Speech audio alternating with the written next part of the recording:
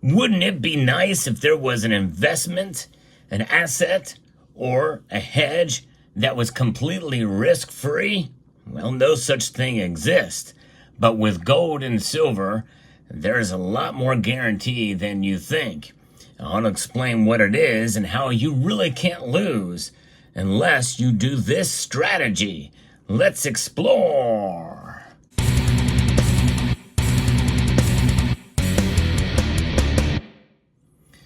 Now, you'll notice that I mentioned that you must strategize in order to lose. In other words, you got to work at it.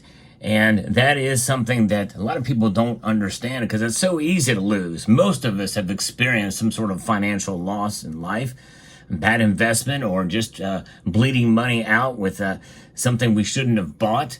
You know, you've heard the saying that once you drive a new car off a lot, it immediately loses. It's a 30% or more of its value.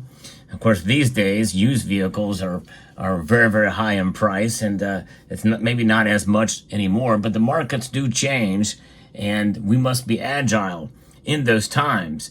In this current situation we find ourselves in this current time, in this year, and I think moving forward, considering what's going on, I think it's very difficult to lose buying gold and silver. Now, again, this is not to make you just go out and willy-nilly spend your money on gold and silver and expect to see gains, because it's not about gains with gold and silver. It's about understanding what gold and silver do. And that's the reason why I'm showing you these specific gold and silver pieces here before you. One thing we do know is that the note that you see in the background here, it has lost a lot of value. And this is one of the old classic $2 notes that shows Monticello here on the reverse. And this you can see here is it is a United States note. It's not even a Federal Reserve note, but still, it's noted in dollars. And from the series 1953, well, you can imagine it's lost a whole heck of a lot of value since then. $2 back then was worth a whole lot more than now. And so essentially, this thing is decreased a lot in value. Holding on to this was not a good move for all of that time. For to do it as an example, and that is one way you can lose, just by holding cash for too long of a time. And by the way, I am a strong proponent of holding on to cash, by the way. I think it's good to have, especially nowadays, for emergencies. I think it's good to have some cash even outside of the system. But the thing is understanding what kind of cash you're holding and for how long, and have other cash in other ways to work for you. In other words, certificates of deposit, CDs, money markets. That's the way you can, if you don't beat inflation, well, you can fight against it fairly hard. You know, inflation is at 3.4%. I got a money market that's at 3%. So I'm still losing, but I'm losing a little bit less losses altogether. But also put money in gold and silver. Now, as you can see here on the left, we have got examples of silver and gold from Mexico. And pieces like this, they may have a denomination on them of 50 pesos. Now, you think back when these were first struck, you know, and these were struck sometime, I don't know exactly when the first time these were struck, but these are restrikes. But you can see the denomination on there, 50 pesos.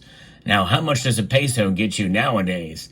And that's an example of inflation taken to a pretty extreme degree. And you see oftentimes with the Mexican peso, compared to the dollar, well, you can do the exchange rate yourself. So this is an extreme situation with a low denomination. But the gold content is worth a whole heck of a lot more. And that's an extreme example of how denominations can be utilized. Then the Mexican government, with their silver, they mine a lot of silver in Mexico. Well, they've actually monetized their libertads because they say that this 1 onza, plata pura, is indeed because of what the metal is, monetize it for the value of the metal, intrinsic or the market price at the very least. But in reality, its value is more than just its price. And so I think that's why the Mexican government decided not to put any dollar amount on it. These are sovereign pieces. and they are, I guess, have been monetized as coins for their the fact that they are 1 ounce of silver. The 1 ounce is essentially the monetization. And then you have coins that used to circulate back in the day in the United States. This $50, which is the foundation for our current silver dollar, this is indeed a classic $50 that was used literally for transactions in the United States of America.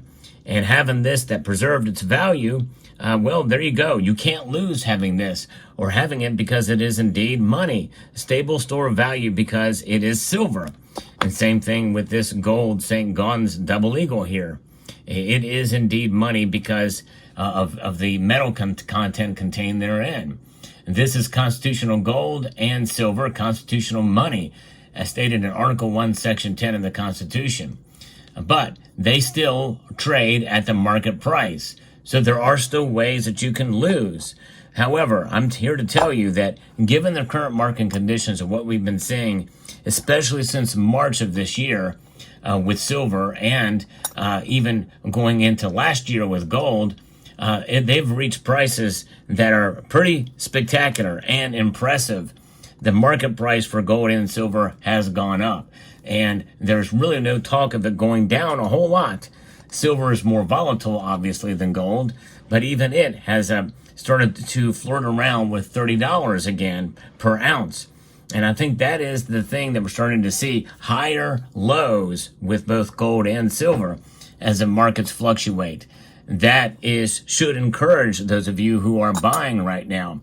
More likely, when you buy on the dips and you continue to adjust your buying patterns as your dollar cost average, it's going to work itself out even quicker than it would over a long course of time, given this current market that we are in right now. And let me repeat that again because I think it's very important. That right now is the key. I think we're starting to see the market start to move in an upwardly direction, especially for silver, and gold is flirting again with its all-time highs, very close again as well. It's a more stable store of value, but if you time your buys even just a little bit, whenever there's dips and the fluctuations in the market, especially for silver, it means that you will break even. In other words, you're going to preserve your wealth sooner rather than later. I think that's pretty exciting, which means it makes it much more difficult to lose because if the market goes back down, it's going to go down a little bit less than it would have before when we started to see the silver price especially fluctuate and really get smacked down into the low 20s or below $20 at one point in time. Not too terribly long ago, by the way.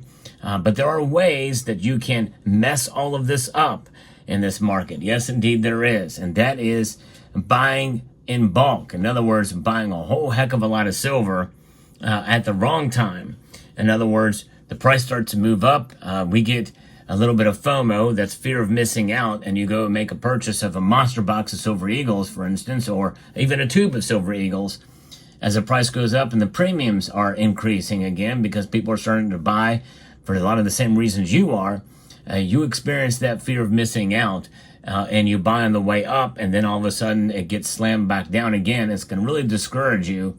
And if you go to sell your Silver Eagles at that time, well, they're going to give you less, maybe even a little bit less than spot, depending on where you sell it to, and then you're out a whole lot of money. Gold and silver are not metals that you buy one day and trade off or sell the next. And I'm exaggerating there, but even within a month or even 2 or 3 months, these are long-term propositions. And I always encourage my viewers to not sell. If you're not buying, at least hold on to what you have. But buying right now, I think, can be done in a fairly strategic manner rather than just dollar cost averaging. I'd say enhanced dollar cost averaging, and that is buy on the dips. And if we see it move in a certain direction down in any given day, like over 1% in a day, may not be a bad idea to time some of your buys around some of those dips. Because I think we're going to see them. I think we're going to see more of those little slight dips and then move up a sawtooth pattern in a sense in a northerly direction, up a bit. And so that the lows that we saw this week are still much higher than the lows that we saw 2 and 3 weeks ago. And that means that as you're buying on the way up on those dips, then you are essentially protecting and preserving your wealth at a faster rate. And but how can you just bomb this and lose? Is if you buy that monster box or a 100-ounce bar or a couple of kilo bars at once, or even a 1 ounce gold, and then you sell it back, at a loss. It's when you sell at a loss of your dollars, that's when these dollars really, really hit home and make sense. We get focused on price, and I don't care how much you think about stacking and measuring your wealth in ounces. I say it all the time, measure your wealth in ounces and not dollars. I don't care how many times I say it, even to myself. We have to think, and we do think, in dollars. There's no way to escape that paradigm. It's ingrained in us all. There's no question about it. When we think about it, it is innate in us because that's all we know. All we know is the fiat dollar. But the more we have these in our possession, gold and silver, then that means we are protected against our own brains about this stuff, which I think is pretty remarkable when you think about it. When we think about the perception and how you only experience the loss when you sell. And that's why I'm a proponent of having some cash on hand in the physical form at your location, especially to protect against what could come with the banks. I'm not saying all the banks are going to crash at once, but have some money set aside. Maybe not a whole lot at home, but enough. But also some money in the bank, some cash in the bank that you can call upon in the case of an emergency. So important, so that you don't have to sell your gold and silver at a loss. Do not let it drive your purchasing and your selling. You should be in the driver's seat whenever you're buying gold and silver and any other investment hedge or asset out there. You should always be in the driver's seat. Do not let it drive you. And that includes gold and silver. Gold and silver can overtake you, and that's not what they're there for. They're there to protect you. That's it.